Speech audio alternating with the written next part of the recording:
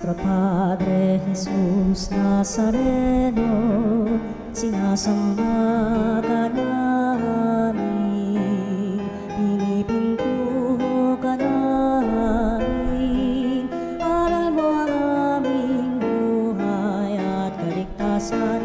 Nuestro Padre Jesus Nazareno, iligtas mo kami sa kamatayan. Ang krus mong pinamatayan ay sagisag ng aming kaligtasan. Nuestro Padre Jesus Nazareno, dinarangal ka namin. Nuestro Padre Jesus Nazareno, inulwalhati ka namin.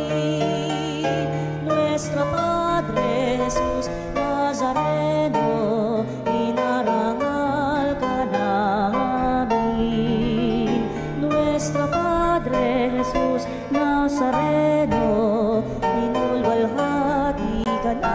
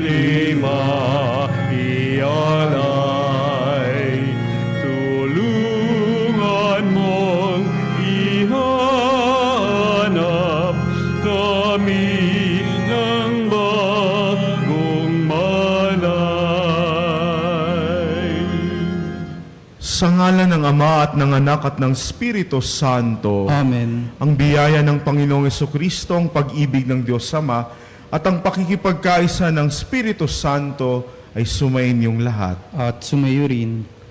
Mga kapatid, aminin natin ang ating mga kasalanan upang maging karapat-dapat sa pagdiriwang ng banal na misteryo.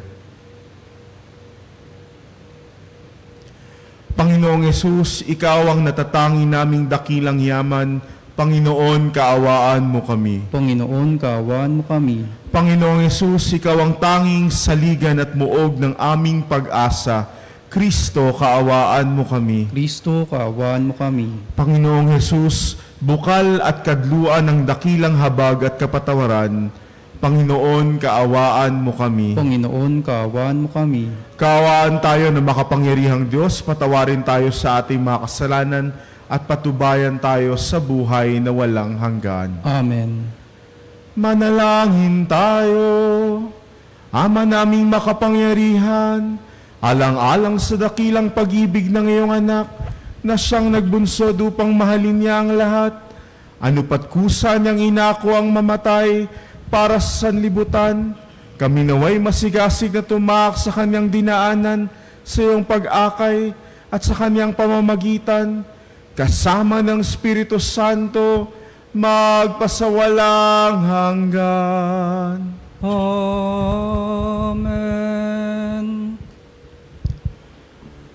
Pagbasa mula sa aklat ni Propeta Isaías. Ito ang sinasabi ng Panginoon na siyang gumawas ng landas upang may maraanan sa gitna ng dagat. Sa kapangyarihan niya ay kanyang nilupig ang malaking hukbo. Nilipol niya ang kanilang mga kabayo, at ang mga karwahe winasak ng abuwal, at di na nakabangon pa. Parang isang ilaw na namatay ang ningas. Ito ang sabi niya, ang mga nangyari noong unang panahon, ilibing sa limot, limutin na ngayon. Narito at masdan ang nagawa ko'y isang bagong bagay na hanggang sa ngayon di mo namamasdan. Ako'y magbubukas ng isang landasin sa gitna ng ilang, maging ang disyerto ay patutubigan. Ako'y igagalang ng mga hayop na pawang mailap, gaya ng avestruz at ng asong gubat. Ang dahilan nito, sa disyerto ako'y nagpabukal ng saganang tubig para may mainom ang aking mga hinirang. Sila'y nilalang ko at aking hinirang upang ako'y kanilang papurihan. Ang salita ng Diyos. Salamat sa Diyos. Gawa ng Diyos ay dakila, kaya tayo'y natutuwa. Gawa ng Diyos ay dakila, kaya tayo'y natutuwa. Nang lingapin tayo ng Diyos at Siyon ay ibalik, ang nangyaring kasaysayay parang isang panaginip. Lahat tayo ay natuwa, masasayang nagsiawit. Gawa ng Diyos ay dakila, kaya tayo'y natutuwa. Ang sabi ng mga bansang nagmamasid sa paligid, ang ginawa ng Diyos nila ay dakila, anong rikit. Dakila ngang masasabi, pambihira ang ginawa. Kaya naman kami ngayon, kagalakay di kawasa. Gawa ng Diyos ay dakila, kaya tayo'y natutuwa. Kung paanong inuulan yaong mga tuyong batis, sa sariling bayan namin kami poon ay ibalik. Silang mga nagbubukid na nagtinim na may luha, bayaan mo na mag-aning masasaya't natutuwa. Gawa ng Diyos ay dakila, kaya tayo'y natutuwa. Yaong mga nagsihayong dalay binhit na nanangis, ay aawit na may galak, dalay ani pagbalik. Gawa ng Diyos ay dakila, kaya tayo'y natutuwa. Pagbasa mula sa sulat ni Apostol San Pablo sa mga taga-Filipos. Mga kapatid, inari kong kalugihan ang lahat ng bagay bilang kapalit ng lalong mahalaga, ang pagkakilala kay Kristo Jesus na aking Panginoon. Ang lahat ng bagay ay ipinalagay kong walang kabuluhan, makamtan ko lamang si Kristo at lubos na makiisa sa Kanya. Hindi ko nahangad na maging matuwid sa pamamagitan ng kautusan, kundi sa pananalig kay Kristo. Ang pagiging matuwid ko ngayon ay kaloob ng Diyos, batay sa pananampalataya. Ang tanging hangarin ko ngayon ay lubusang makilala si Kristo, maranasan ang kapangyarihan ng Kanyang pagkabuhay na mag-uli, makihati sa Kanyang mga hirap at matulad sa Kanya, pati sa Kanyang kamatayan, sa pag-asang ako may muling bubuhayin.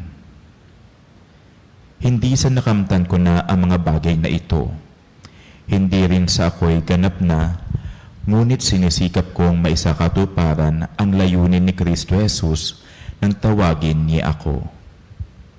Mga kapatid, hindi ko ipinalalagay na natupad ko na ang mga bagay na ito.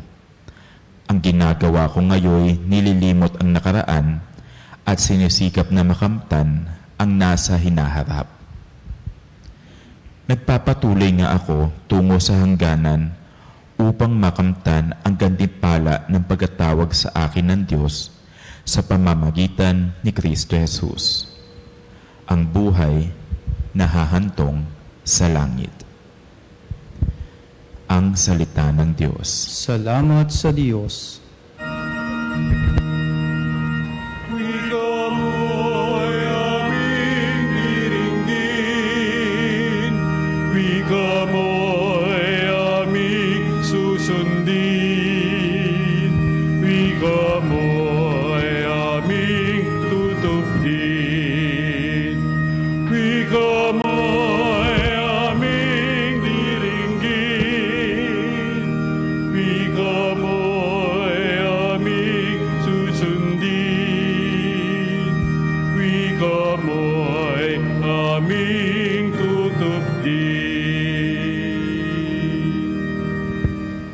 Sumainyo ang Panginoon. At sumayo rin. Ang mabuting balita ng Panginoon ayon kay San Juan. Papuri sa iyo, Panginoon.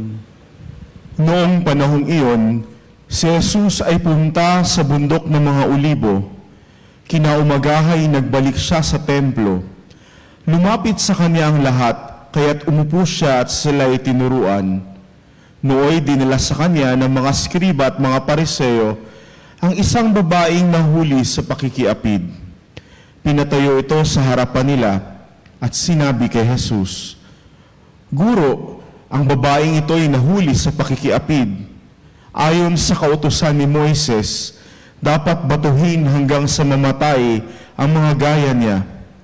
Ano ang masasabi mo?"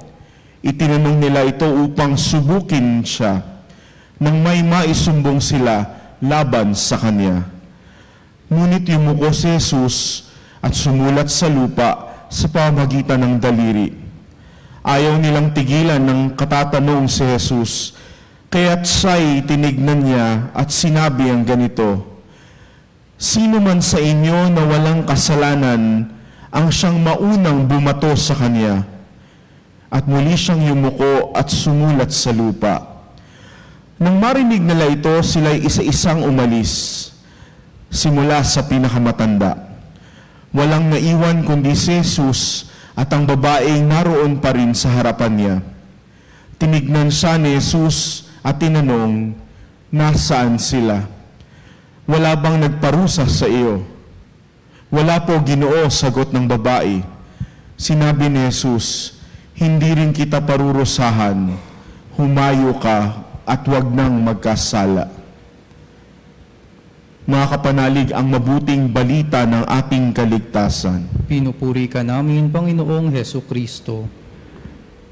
Papalapit na po ang mga mahal na araw at patuloy tayong inuusig ng Panginoon upang ihanda ang ating sarili. Ito pong Kwaresma ay isang magandang oportunidad upang tignan at malayin ano ba ang binabago ng ating pananampalataya sa ating buhay. Alam ko po marami sa atin excited na sa mga mahal na araw, nakahanda na mga pabasa, meron ng itinerary ang mga pilgrimage, at excited na mga magbabarkada na pumunta sa beach, at kung ano-ano pang plano. Minsan nga, tinatanong ko ang aking sarili, alam ba ng mga taong ito kung gaano kahalaga ang Kwaresma bago pumasok ang mga mahal na araw? Nauunawaan ba natin na binibigyan tayo ng Panginoon ng pagkakataon upang talikuran ang ating lumang sarili at yakapin ang bago?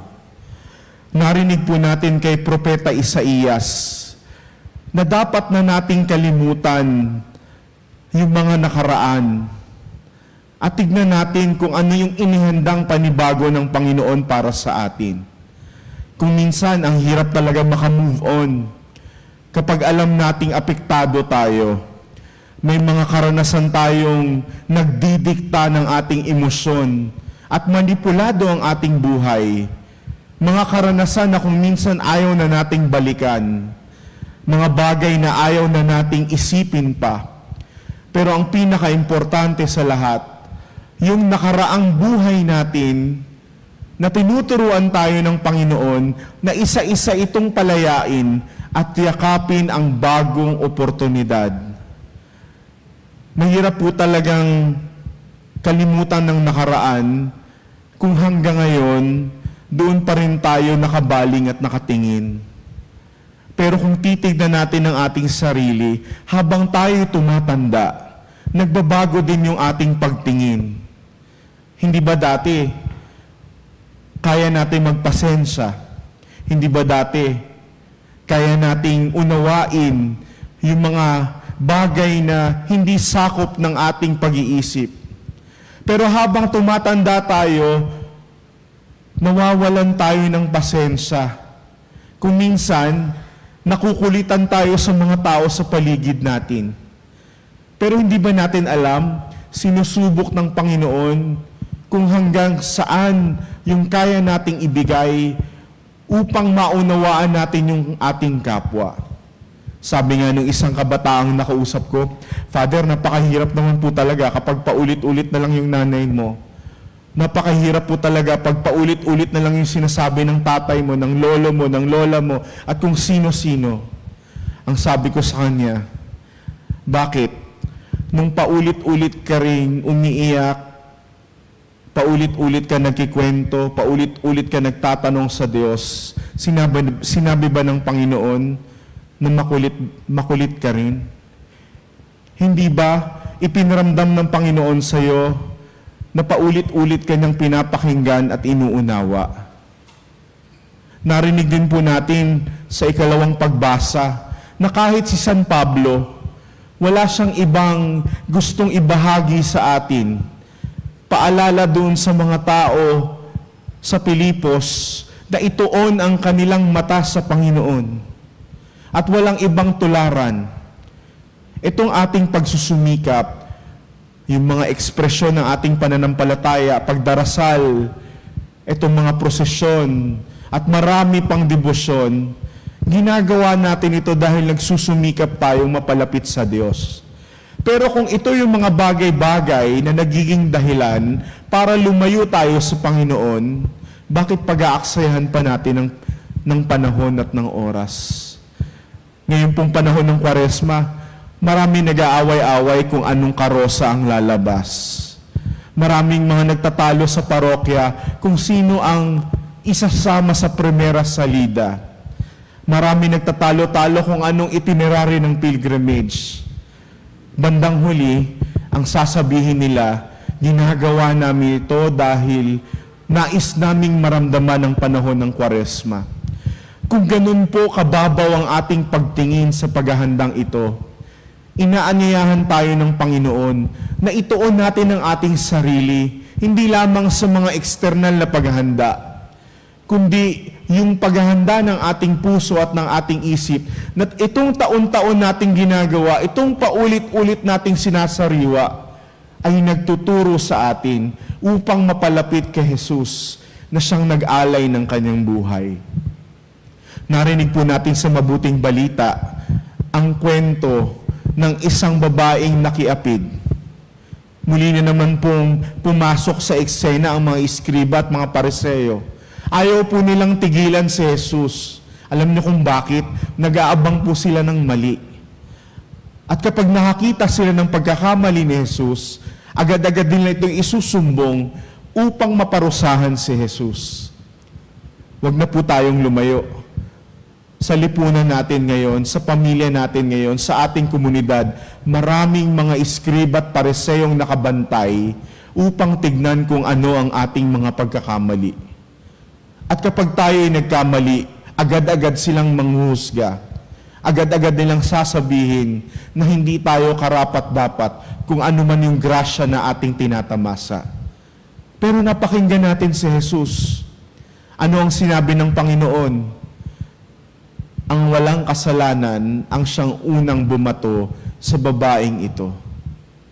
Ang sarap pong pakinggan at paulit-ulitin sa ating tenga upang turuan tayong mga mananampalataya na kung wala tayong kasalanan, mamuna tayo. Kung wala tayong kasalanan, manghusga tayo. Kung wala tayong kasalanan, ibaba natin yung mga tao sa paligid natin. Lalayo pa po ba tayo? Sa ating lipunan ngayon, napakaraming mga tao na ang tingin nila sa kanilang sarili ay perpekto. Kung minsan, mga leader pa ng ating sambayanan na ayaw magpapuna, ayaw tumanggap ng paalala, at ayaw aminin na sila ay nagkakamali, kaya walang dahilan para hindi nila ipagpatuloy yung kanilang ginagawa. Kung minsan iniisip ko, naririnig kaya ng mga taong ito ang mensahe ng Panginoon? Dahil kung naririnig nila ang mensahe ng Panginoon, hindi sila magyayabang, hindi nila ipangangalandakan sa lahat na sila ay perpekto at walang kasalanan. Mga kapatid, 3 bagay po ang pabaon ng Panginoon sa atin ngayong 5 linggo ng Kwaresma. Una, kalimutan na natin po ang ating lumang sarili. Ibig sabihin, magbalik loob tayo sa Diyos. Aminin natin ang ating mga kasalanan. Yakapin natin ang ating bagong sarili. Damhin natin ang biyaya ng pagpapatawad. At kung tayo'y pinapatawad ng Diyos, matuto rin tayong magpatawad. Dahil walang saysay ang pagrorosaryo, pag-aayuno, pagpapasyam, at kung ano-ano pang mga ekspresyon ng ating pananampalataya, kung puro naman puot galit ang laman ng ating puso. Pangalawa, ituon natin ang ating mata kay Jesus. Wala naman pong ibang sentro ang mga mahal na araw, kundi ang kwento ni Jesus. Ang pagsagip niya sa ating mga kasalanan. Kung tayo lang din naman ang magiging bida sa lahat ng mga ginagawa natin, wag na lang natin gawin. Dahil hindi ito kinalulugod ng Diyos. Kaya ba tayo nagkakawang gawa? Kaya ba tayo nag-aayuno? O kaya tayo nagpapakitang tao? Dahil gustong makita ng lahat na tayo ay banal, pero wala naman sa sentro ng ating buhay si Jesus. At pangatlo, maging daluyan tayo ng habag at awa ng Diyos. Marami po sa atin, gusto nating tumanggap ng biyaya ng Diyos, pero hindi naman tayo marunong magbahagi. Marami po sa atin, gusto tayong kaawaan ng Diyos, pero hindi naman tayong marunong maawa sa mga tao sa paligid natin. Kung minsan nga po, kapag merong pulubing nangangalabit, ang reaksyon na natin agad, malakas naman yan, malaki naman ang katawan yan. Kung minsan, pag nakakita tayo ng mga badyaw na pakalat-kalat, ano ba yan? Lagi na lang nanghihingi. O kaya naman, yung mga tao sa paligid natin, alam natin na walang-wala, pero ang tingin natin sa kanila ay pabigat. Ngayong panahon ng Kwaresma, hinihimok tayo ng Diyos. Nawa maging daluyan tayo ng kanyang awa at habag. Ang tatlong bagay na ito na paalala sa atin ngayon ay tutulong sa atin upang lubos nating makita kung gaano kalalim ang ating pananampalataya palapit kay Jesus na siyang nagbigay ng kanyang buhay, na siyang nagbigay ng kanyang awa at habag. Kahapon po kaming mga relihiyoso ay nagsagawa ng tinatawag na Confessio Peccati. Kahit po kaming mga pari, mga madre at mga relihiyoso, nais din naming aminin at akuin ang aming mga kasalanan. Nang sa gayon, kung meron man kaming malaking gampanin ngayong mahal na araw, hindi lang namin ito ginagampanan bilang trabaho o ministeryo, kundi nakikiisa kami sa sambayanan na sa aming pag-anyaya ng paghingi ng tawad, kami rin ay humihingi ng tawad. Na sa aming pag-anyaya na makiisa sa pagpapakasakit at paghihirap ng Panginoon, ganun din kami. Kaya kasama kami ang simbahan, hinihimok tayong lahat. Gamitin ang panahong ito upang magpanibago, magbalik loob, yakapin si Jesus. Hindi lang makiisa sa kanyang paghihirap, kundi samahan natin siya hanggang sariwain natin ang kanyang muling pagkabuhay. Nawa ang ikalimang linggong ito ng Kwaresma ay magpaalala sa atin na hindi pa huli ang lahat. Ilang araw na lang mahal na araw, pumunta tayo sa mga kumpisalan. Aminin natin ang ating kasalanan. Nang sa gayon, matanggap natin ang grasya ng pagpapatawad at ang biyaya na muli tayong babangon kasama ng muling pagkabuhay ni Jesus. Amen. Sumasampalataya ako Sa Diyos amang makapangyarihan sa lahat, na may gawa ng langit at lupa. Sumasampalataya ako kay Jesucristo, isang anak ng Diyos, Panginoon nating lahat. Nagkatawang tao siya, lalang ng Espiritu Santo, ipinanganak ni Santa Mariang Birhen, pinagpakasakit ni Poncio Pilato, ipinako sa krus, namatay, inilibing, nanaog sa kinaroroonan ng mga yumao, nang may ikatlong araw na buhay na magmuli, umakyat sa langit, naluluklok sa kanan ng Diyos amang makapangyarihan sa lahat, doon magmumulang paririto at uhukom sa nangabubuhay at nangamatay na tao. Sumasampalataya naman ako sa Diyos Espiritu Santo, sa banal na simbahang katolika, sa kasamahan ng mga banal, sa kapatawaran ng mga kasalanan, sa pagkabuhay na muli ng nangamatay na tao, at sa buhay na walang hanggan. Amen. Pinasisigla ng habag na ipinakita ni Jesus sa makasalanang babae. Tayo lumapit sa Kanya at idulog ang ating mga kahilingan para sa ating mga pangangailangan at mga pangangailangan ng sangkatauhan. Ang atin pong itutugon, Mahabaging Jesus, dinggin mo kami. Mahabaging Jesus, dinggin mo kami. Para sa simbahan na tagapag-ingat sa kautosang moral, naway habang matibay na naninindigan sa mga prinsipyong moral, magpakita siya ng pag-unawa at kahabagan niya ang mga taong di naging tapat sa mga naturang prinsipyo. Manalangin tayo. Mahabaging Jesus, dinggin mo kami. Para sa lahat na nagsisikap mabuhay ng malinis at marangal, naway mapagtagumpayan nila ang tulong ng biyaya ng Diyos at tulong ng pamayanang Kristiyano ang mga pang-aakit ng tukso at mga pansariling kahinaan.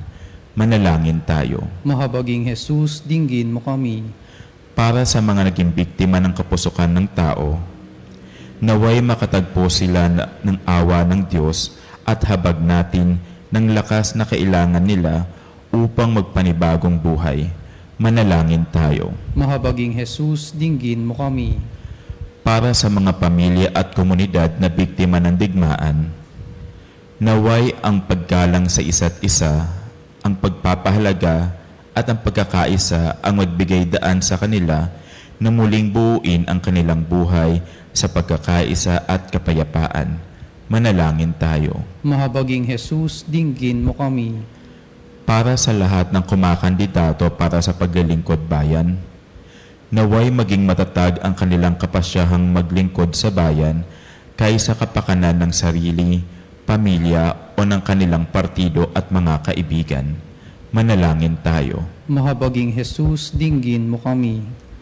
Para sa lahat ng tao sa buong daigdig, huwag sana nilang hayaang masapawan ng mga makabagong teknolohiya ang makataong pakikipag-ugnayan at pakikiisa at matutong igalang ang dangal ng tao at makatulong sa lahat upang harapin ang mga makabago ring mga paghamon.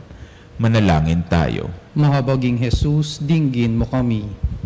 Tahimik nating idalangin ang ating pansariling kahilingan.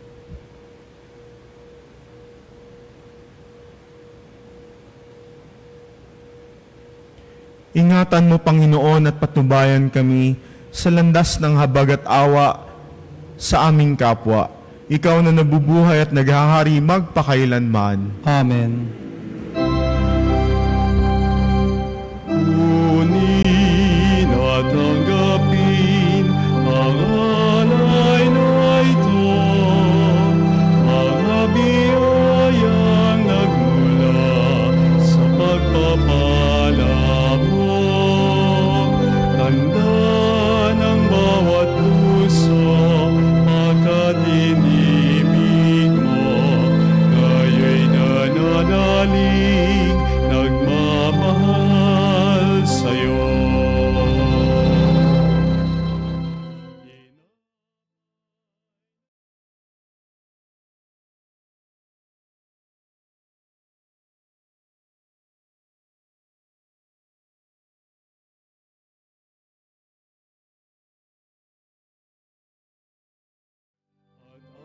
Alak na nagmula sa isang tangkay ng ubas, inuming nagbibigay lakas.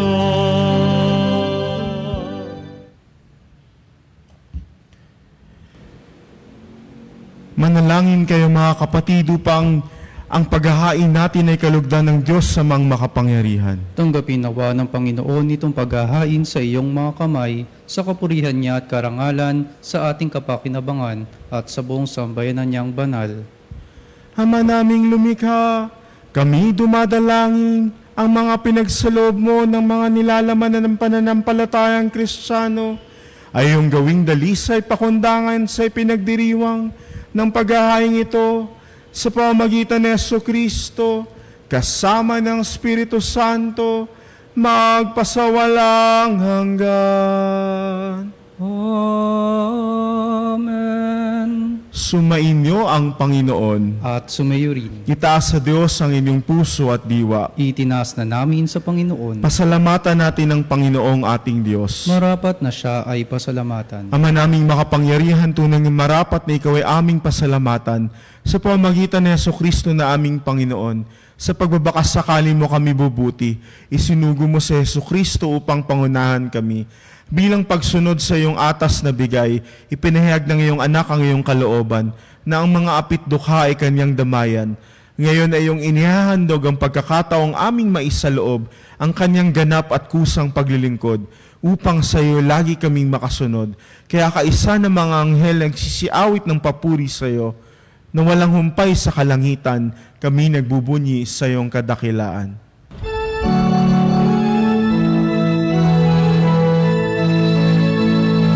Santo, Santo, Santo, Panginoong Diyos na makapangyarihan, napupuno ang langit at lupa.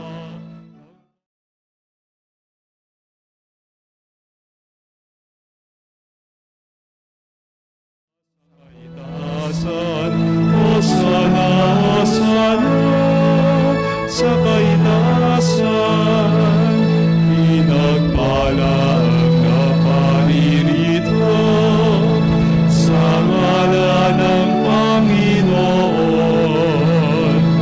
Hosana, Hosana sa kaitaasan, Hosana, Hosana sa kaitaasan. Ama naming banal, ikaw ang bukal ng tanang kabanalan. Kaya't sa pamagitan ng iyong Espiritu, gawin mong banal ang kaloob na ito upang para sa amin maging katawan at dugo ng aming Panginoong Hesukristo. Bago niya pinagtiis ang kusang loob na maging handog, hinawakan niya ang tinapay, pinasalamatan kanya, pinaghati-hati niya yon, iniabot sa kanyang mga alagad at sinabi, "Tanggapin ninyong lahat ito at kanin. Ito ang aking katawan na ihahandog para sa inyo."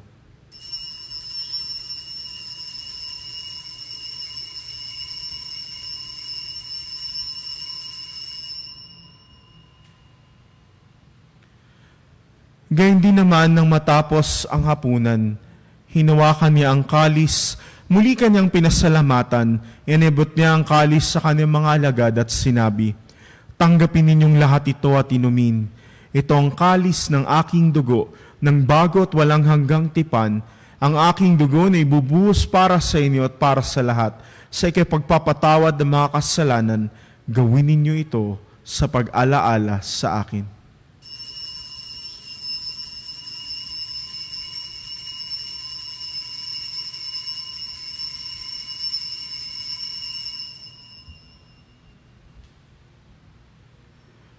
Ang misteryo ng pananampalataya. Si Kristo'y namatay, si Kristo'y nabuhay, si Kristo'y babalik sa wakas ng panahon. Ama, ginagawa namin ngayon ang pag-aalaala sa pagkamatay at muling pagkabuhay ng iyong anak. Kaya't inaalay namin sa iyo ang tinapay na nagbibigay buhay at ang kalis na nagkakaloob ng kaligtasan. Kami nagpapasalamat dahil kami iyong minarapat at tumayo sa harap mo para maglingkod sa iyo. Isinasamo namin kami magsasalo-salo sa katawan at dugo ni Kristo ay mabuklod sa pagkakaisa sa pamamagitan ng Espiritu Santo. Ama, lingapin mo ang iyong simbahang laganap sa buong daigdig. Puspusin mo kami sa pag-ibig, kaisa ni Francisco na aming Papa, ni Elias na aming obispo at ng tanang kaparian. Alalahanin mo rin ang mga kapatid naming nahimlay na may pag-asang sila'y muling mabubuhay, gayon din ang lahat ng mga pumanaw. Kawaan mo sila at patuloyin sa iyong kaliwanagan. Kawaan mo at paging dapatin kaming lahat na makasalo sa iyong buhay na walang wakas. Kaisa ng mahal na Birheng Maria na Ina ng Diyos, ni San Jose na kanyang kabiyak ng puso, kaisa ng mga apostol at ng lahat ng mga banal na namuhay dito sa daigdig ng kalugod-lugod sa iyo, may pagdiwang nawa namin ang pagpupuri sa ikararangal mo sa pamamagitan ng iyong anak na aming Panginoong Hesukristo. sa pamamagitan ni Kristo, kasama niya at sa Kanya, ang lahat ng parangal at papuri ay sa iyo, Diyos Ama makapangyarihan, kasama ng Espiritu Santo, magpasawalang hanggan. Amen, amen,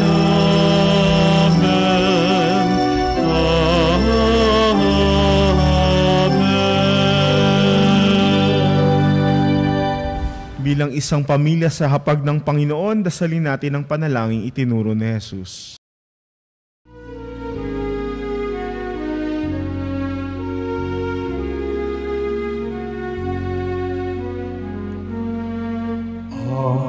Namin sumasalangit ka, sambahin ang ngalan mo.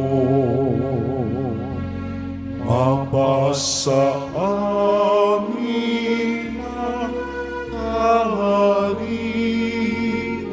mo, sundin ang loob mo dito sa lupa para ng sa langit. Bigyan mo kami ngayon ng aming kakanin sa araw-araw, at patawarin mo ang aming mga sala para ng pagpapatawad namin sa nagkakasala sa amin, at huwag mo kami ipahintulot sa tukso, at iadya mo kami sa lahat ng masama.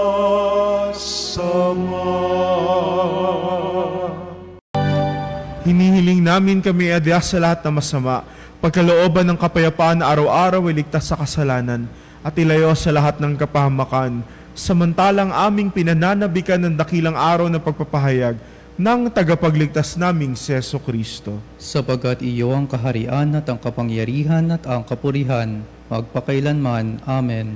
Panginoong Jesucristo, sinabi mo sa iyong mga apostol, kapayapaan ang iniiwan ko sa inyo, ang aking kapayapaan ang ibinibigay ko sa inyo. Tunghayan mo ang aming pananampalataya at huwag ang aming pagkakasala. Pagkalooban mo kami ng kapayapaan at pagkakaisa, ayon sa iyong kalooban kasama ng Espiritu Santo, magpasawalang hanggan. Amen. Ang kapayapaan ng Panginoon ay laging sumainyo. At sumayo rin. Magbigayan tayo ng kapayapaan sa bawat isa. Peace be with you, peace.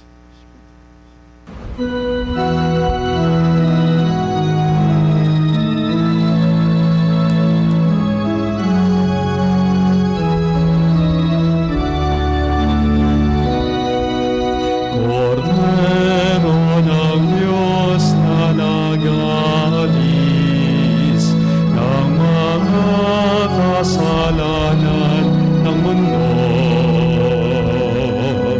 maawa ka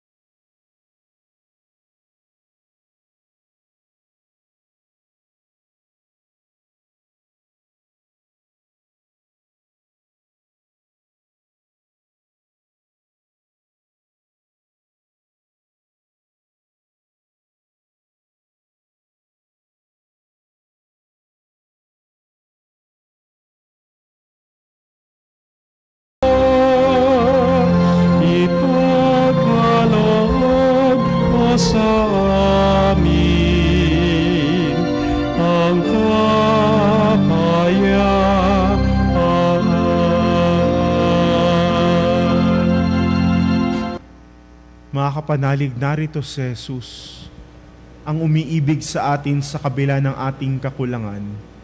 Siya ang kordero ng Diyos na nag-aalis ng mga kasalanan ng sanlibutan. Mapapalad tayong inaanyayahan sa kanyang banal na piging. Panginoon, hindi ako karapat-dapat na magpatuloy sa iyo, ngunit sa isang salita mo lamang ay gagaling na ako.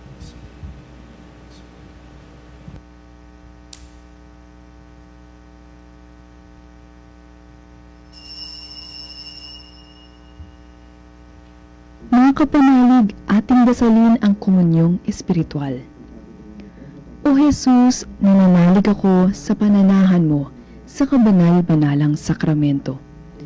Minamahal kita higit sa lahat at hangad ka ng aking kaluluwa. Hindi ko man matatanggap ngayon ang iyong katawan at dugo, inaasahan ko na patuloy kang mamumuhay sa aking puso. Naniniwala ako na narito ka at kaisa ka ng aking buong pagkatao. Huwag mong ipahintulot na mawalay ako sa iyo. Amen. Panalangin sa karangalan ng Nuestro Padre Jesus Nazareno. O Jesus Nazareno, katamis-tamisan naming manunubos, sa harap mo ngayon naririto kami't nangangayupapa at nagsisisi ng taos-puso sa aming pagiging walang turing sa iyo at paglimot sa di mabilang na mga biyaya mo, lalong-lalo na yaong mahalagang biyaya ng pagtutubos. Dinaramdam namin at pinagsisisihang labis, Panginoon ko, ang pagkakasala namin sa iyo. Ikinalulungkot namin ang pagiging dahilan ng pagpapasan mo ng krus na iyan sa gitna ng mga hirap at kapaitan, hanggang sa inihandog mo ang iyong buhay sa bundok ng Kalbaryo, sa pagkaibig mo lamang na matubos kami at ang sangkatauhan mula sa sala. Pakabanalin mo, O Panginoon, ang aming pagnanais at ipagtanggap mo sa amin ang iyong biyaya. Maging tagapamagitan nawa ang iyong ina, ang kalinis-linisang Birheng Maria.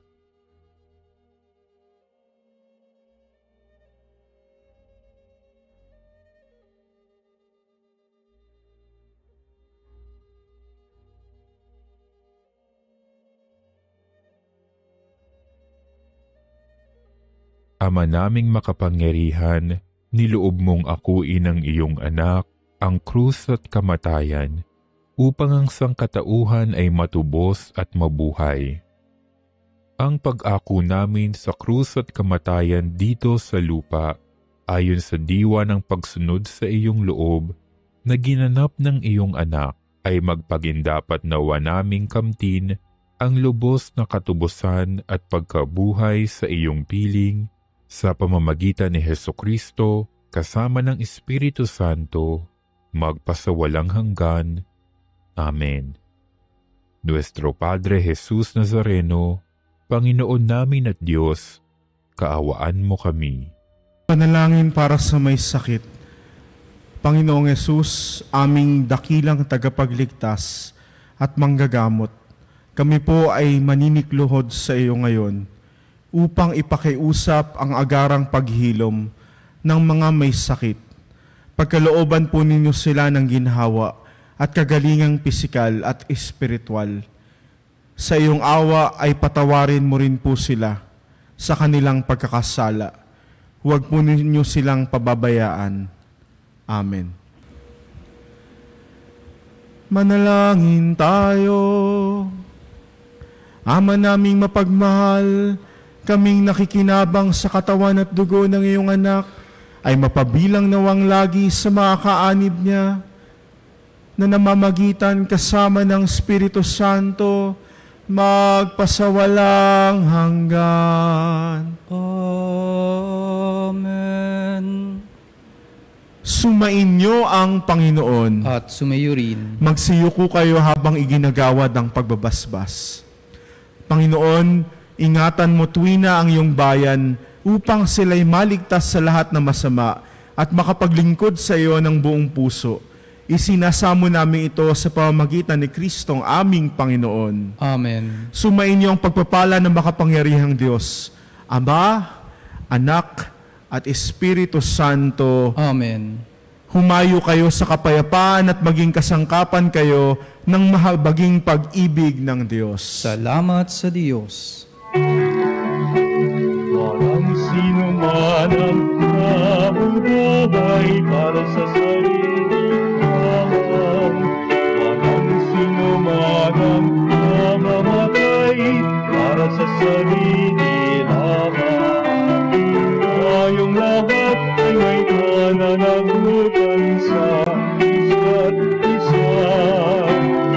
Tayong lahat ay inipan ng Diyos na kapiling niya.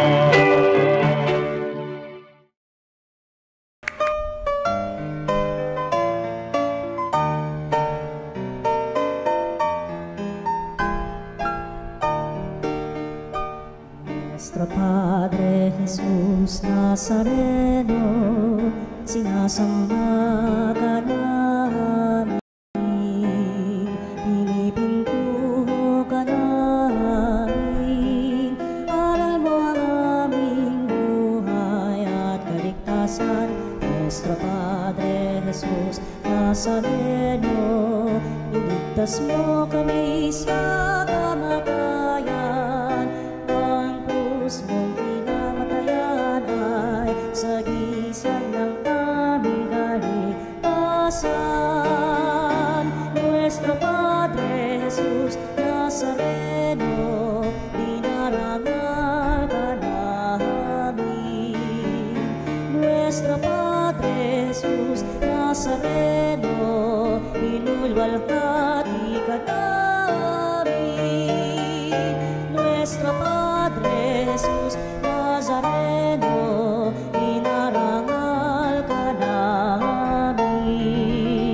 Nuestro Padre Jesus Nazareno, inulwalhati ka namin.